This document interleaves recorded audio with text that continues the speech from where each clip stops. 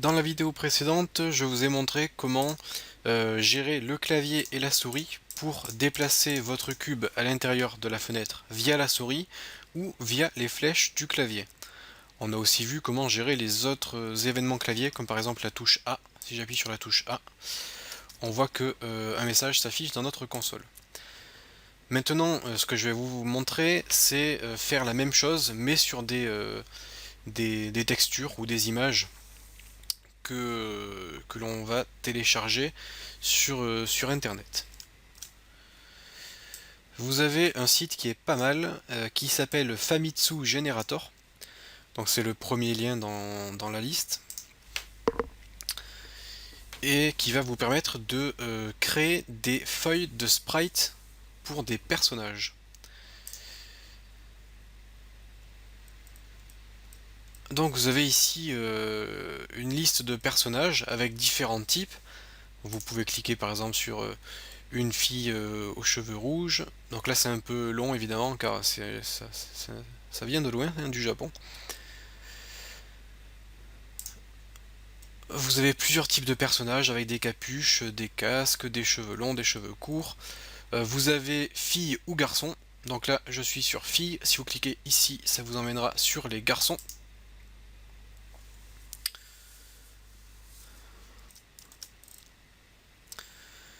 Vous sélectionnez le sprite qui vous plaît.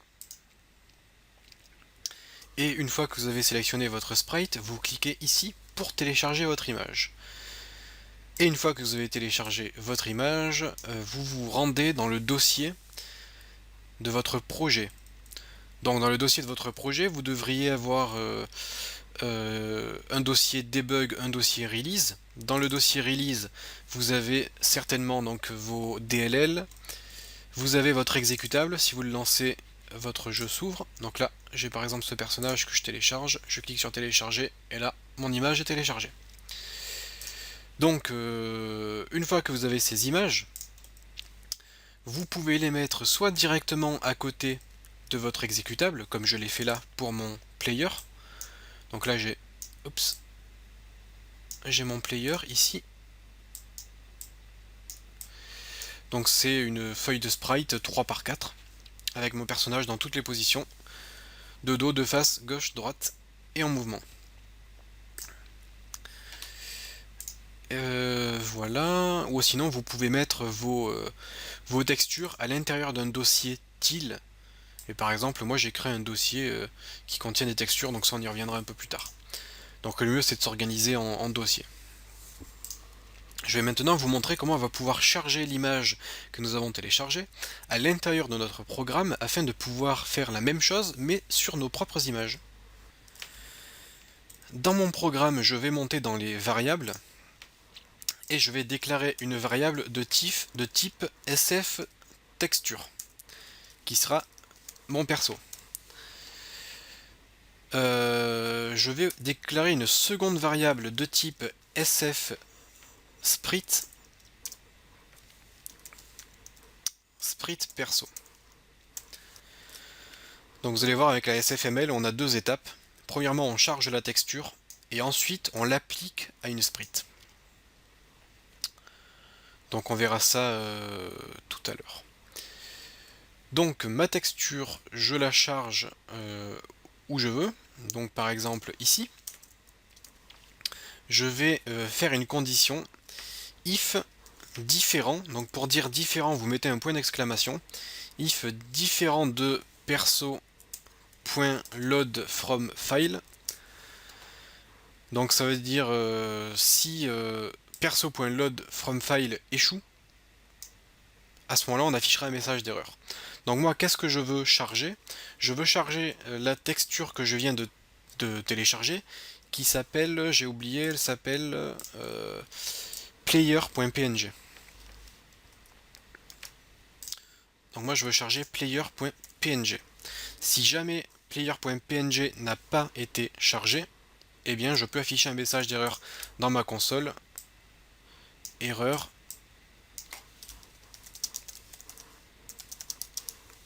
Erreur chargement de player.png. Voilà, au moins je sais d'où vient l'erreur. Je lance le jeu. J'ai une erreur. Erreur chargement de player.png. Alors pourquoi qu'est-ce que j'ai fait là? J'ai fait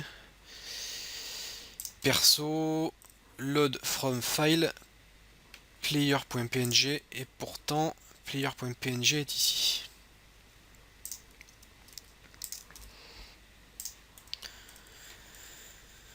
Je vais voir ce qui se passe. Je vais déjà essayer de déplacer. Voilà, un petit peu plus bas dans mon code. Je vais juste voir ce que ça donne ici. Est-ce que j'ai toujours l'erreur? J'ai toujours mon erreur.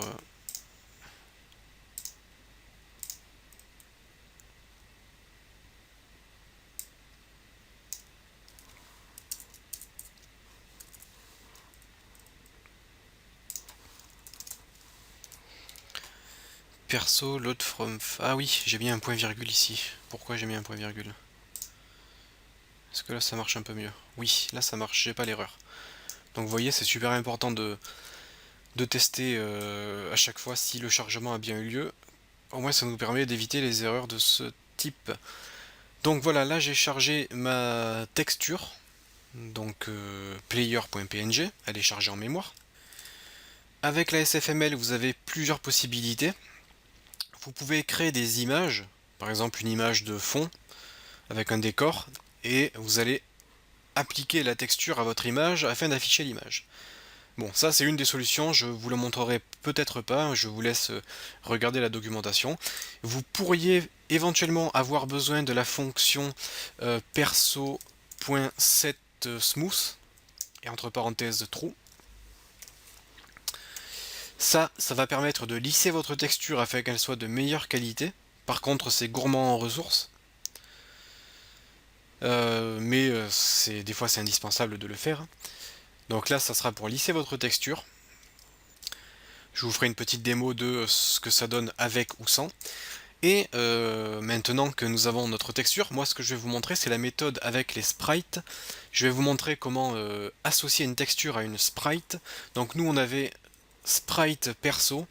Et bien tout simplement, vous devez dire .set texture. Et là, vous devez mettre la texture. Donc moi ma texture c'est perso. Voilà. Donc là j'ai associé ma texture à mon sprite. Vous pouvez faire un set color si vous voulez colorer votre image. Ça marche aussi. Et on va essayer. Si je fais window.draw et je vais dessiner mon sprite perso, je vais voir si ça fonctionne. Je ne vous promets rien. Oui, ça fonctionne. Donc là, nous avons notre personnage. On a la texture de notre personnage qui est statique. Donc je peux me déplacer, hein, mais on a le personnage qui est immobile. Donc voilà comment associer une texture à une sprite. Vous pouvez bien évidemment utiliser le code de déplacement sur le sprite à la place du rectangle. Cela fonctionnera aussi. Les fonctions set position, move, set rotation, rotate, set scale, toutes ces fonctions marchent également sur les sprites. Vous pouvez donc tout faire, donc exactement la même chose que ce que vous faites sur les shapes. Maintenant, ce que je voudrais vous montrer, c'est par exemple comment découper notre sprite afin de n'afficher que le personnage. Alors juste petite précision, moi j'ai augmenté la taille de mon sprite, donc normalement vous ce que vous avez lorsque vous téléchargez, c'est un personnage de 32 pixels par 32 pixels. C'est le format standard pour les tiles. Par contre moi je l'ai mis en 64 par 64 pour que ça soit plus facile pour vous de voir le personnage à l'écran sur l'enregistrement. Donc voilà, moi j'ai un personnage 2 fois plus grand que le vôtre si vous n'avez pas modifié la taille.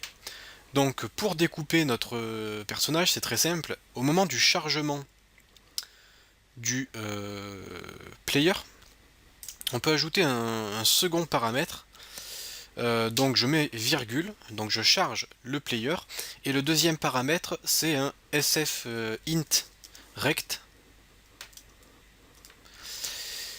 qui est un rectangle en fait, et je dois spécifier où est-ce que je veux découper mon image. Donc moi je veux le découper de 64 pixels vers la gauche, 0 pixels vers le haut, et mon image fait 64 pixels par 64 pixels. Donc là ça devrait fonctionner. Ça n'a pas fonctionné, donc du coup il doit être en 32-32. Je vais voir si c'est ça. J'ai peut-être dit une bêtise. Non, on est bien en 64-64.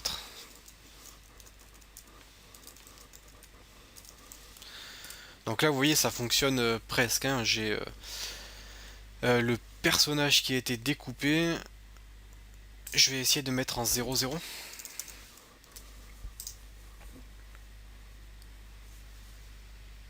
Ah non, je sais. Je l'ai mis en 48 par 48. C'est ça. Je l'ai mis en 48-48. Voilà. Donc là, j'ai bien mon personnage qui a été découpé et je n'affiche que une partie de mon image. Donc voilà pour le découpage des sprites. Je vous invite à faire des essais, par exemple à déplacer le personnage avec le clavier à la place du cube. Donc c'est vraiment pas compliqué. Et ce que je vous propose dans la prochaine vidéo, c'est qu'on anime un petit peu notre personnage afin de pouvoir lire la feuille de sprite pour le rendre un petit peu plus vivant. Allez, à tout de suite.